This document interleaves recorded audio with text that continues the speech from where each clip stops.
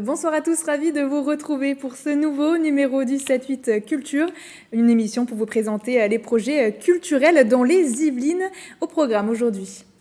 La maison Elsa Triolet Aragon a rendu hommage à l'autrice Elsa Triolet pour les 50 ans de sa disparition. Un timbre à son effigie était présenté samedi à l'ancien domicile de l'artiste. Et pour rendre la culture accessible, la ville de Plaisir organise les Impromptus, un mois d'animation ponctuelle au cœur de la ville, au programme déambulation musicale, ciné-drive, manège ou encore théâtre. Et puis une balade artistique en vallée de Chevreuse, c'est ce que vous propose l'association Hélium avec son événement D'un arbre à l'autre, découverte des œuvres de 56 artistes en plein air sur un parcours de 4,5 km. Et je vous le disais en titre, pour les 51 ans de sa disparition, ce mercredi 16 juin, la maison Elsa Triolet Aragon a rendu hommage à l'autrice. Le timbre à l'effigie d'Elsa Triolet a été présenté samedi 12 juin à l'ancien domicile de l'artiste. C'était en présence de représentants du groupe La Poste, un reportage d'Astrid Bergère et Nicolas Dandry. Une nouvelle auteure va faire son apparition sur les enveloppes des Français. Un timbre à l'effigie de l'écrivaine Elsa Triolet a été dévoilé pour marquer les 50 ans de sa disparition. Une présentation dans la propriété de l'artiste à Saint-Arnoux en Yvelines. Elle rejoint son époux Louis Aragon qui avait eu son timbre en 1991.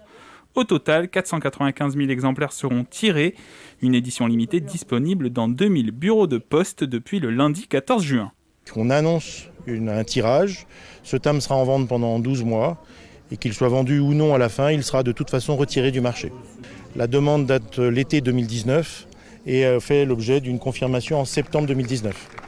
Cette demande a été formulée par la direction de la maison Elsa Triolet Aragon.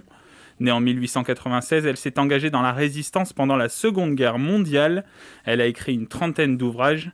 Et en 1945, Elsa Triolet est récompensée du prix Goncourt pour son titre « Le premier accro coûte 200 francs ». C'est un nom qui est connu, mais souvent il n'y a que ce nom qui est connu et on connaît moins l'œuvre, parce qu'on connaît son nom à travers Aragon, alors qu'on n'est pas toujours allé jusqu'à la lecture de cette œuvre. C'est une grande œuvre et on voulait saisir l'occasion de cet anniversaire pour piquer la curiosité, et on est certain que ceux qui seront suffisamment curieux pour ouvrir les pages en ouvriront d'autres. Pour la première femme à avoir obtenu le prix Goncourt, ce timbre est un véritable hommage, une mise en lumière pour le 51e anniversaire de la disparition d'Elsa Triolet. Elle a quitté ce monde le 16 juin 1970. Elsa Triolet qui fait partie des femmes qui ont marqué les Yvelines. L'autrice, souvent associée à son époux Louis Aragon, s'est démarquée de son vivant avec une trentaine d'ouvrages, mais aussi son investissement. C'est surtout la première femme lauréate du prix Goncourt. Retour sur son parcours avec ce sujet d'archives de Mélanie Poquet. Regardez. Je ne sais pas combien il y a eu de femmes dans ma vie, je l'ignore. Je n'ai jamais compté. Mais il n'y en a eu qu'une. Cette femme, c'est Elsa Triolet. L'autrice disparaît le 16 juin 1970. Au moulin de Villeneuve où elle vit avec Louis Aragon, le temps s'arrête et le monde artistique lui rend hommage. Depuis les années 1950, Elsa Triolet est malade. Et donc on s'attend, si je puis dire, à ce qu'elle puisse mourir. D'ailleurs, elle-même s'y attend. Il y a des angoisses du côté d'Aragon et d'Elsa par rapport à la mort possible et proche d'Elsa. Et les Lettres françaises, donc le journal de Louis Aragon, le grand hebdomadaire culturel, va faire un numéro entier qui publiera les réactions des plus grands dans le monde entier.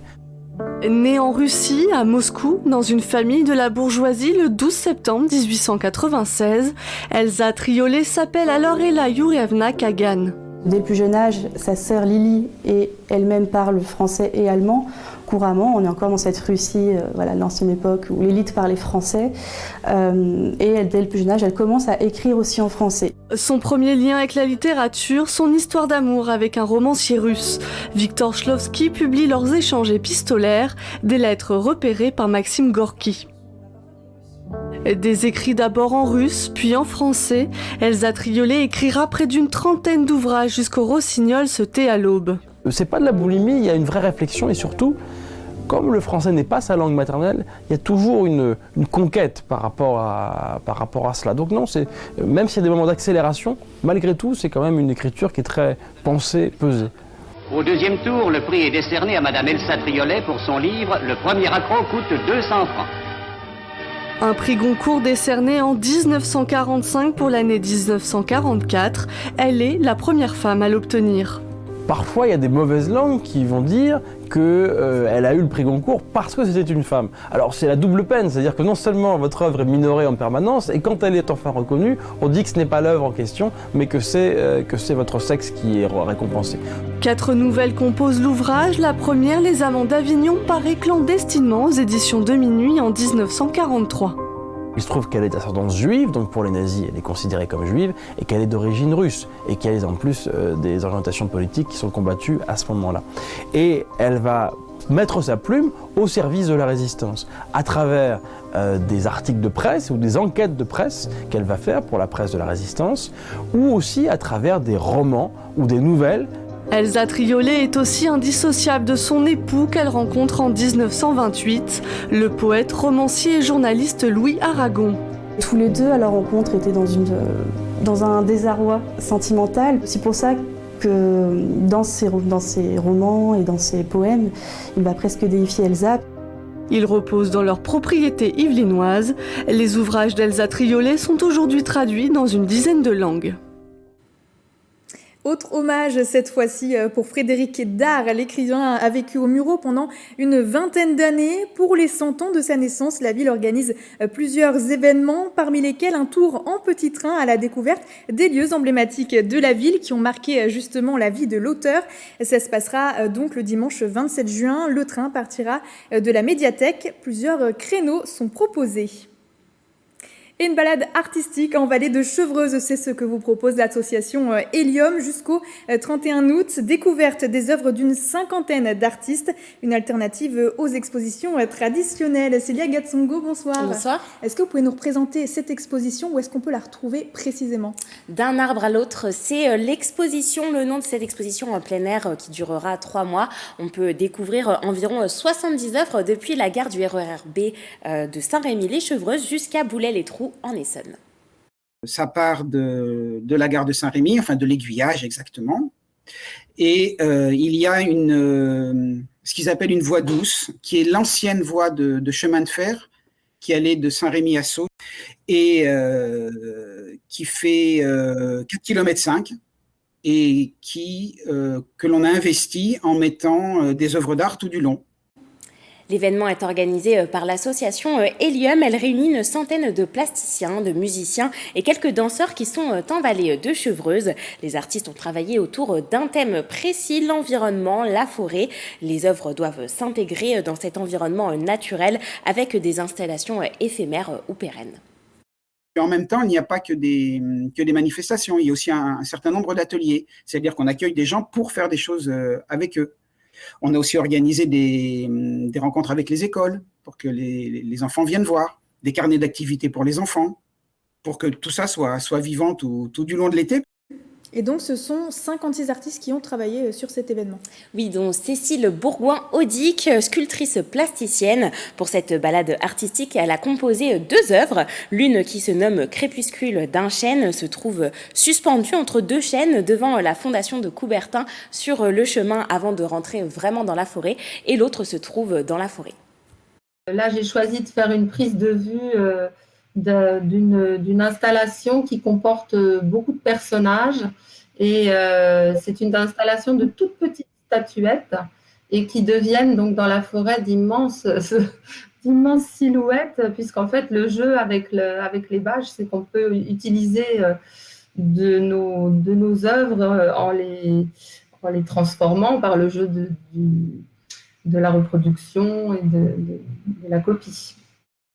Et donc, si l'on veut plus d'explications, il existe aussi une application mobile. Oui, une application géolocalisée sur smartphone pourra renseigner les visiteurs sur les œuvres proposées. Sinon, pour plus de renseignements, toutes les explications sont à retrouver sur le site de l'association Hélium. Et durant ces 3 mois, des temps forts seront programmés, comme le dimanche 27 juin au Molière, où vous retrouverez des animations et des spectacles.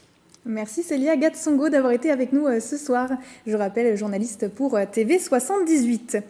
Les Lalanes à Trianon, c'est une autre exposition en plein air qui vous est proposée par le château de Versailles. Les sculptures des artistes Claude et François-Xavier Lalanne sont à découvrir dans les jardins du château jusqu'au 10 octobre.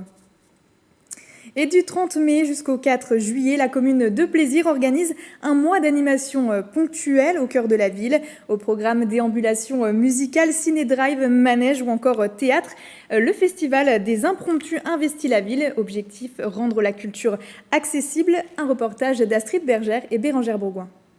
Sur le marché, dans les parcs, les rues ou même les centres commerciaux, cette année, les Plaisirois peuvent rencontrer la culture en sortant de chez eux. On a décidé de mettre en place une manifestation qui s'appelle les Impromptus, qui est une manifestation qui permet justement d'être là et dans les quartiers, c'est-à-dire au lieu de faire venir tous les habitants au même endroit pour des raisons sanitaires que vous comprenez, eh bien on explose les manifestations dans l'ensemble de la ville, dans les différents quartiers, y compris dans les centres commerciaux puisque beaucoup de gens y sont. L'objectif, remplacer le festival habituel Escale d'ailleurs, qui rassemble chaque année plus de 10 000 personnes. Au programme de la première édition, musiciens, danseurs, comédiens. Nous sommes dans le parc du château, on a un très beau manège, on a des déambulations avec des danseuses sur échasse, on a aussi des girafes qui ne sont pas vraies, mais qui semblent être vraies. Et on a beaucoup de musique et de fanfares aussi au travers de la ville. Au total, c'est 159 artistes qui se rassemblent pour les impromptus qui viennent du monde entier. Ce qu'on peut voir ici, c'est une partie du groupe. Il y a de la danse. C'est un peu basé sur des influences espagnoles, avec des chorégraphies, des marches. Parfois, nous arrêtons les chorégraphies avec de la musique espagnole. On donne beaucoup de musique et de couleurs avec ce festival. Je pense que cet environnement est vraiment beau, avec les costumes rouges et le château en arrière-plan. Les Plaisirois sont ravis et au rendez-vous. Pour voir le spectacle, ça remplace les escales d'ailleurs et c'est pas plus mal comme ça. Il y en a un peu dans toute la ville, c'est très agréable.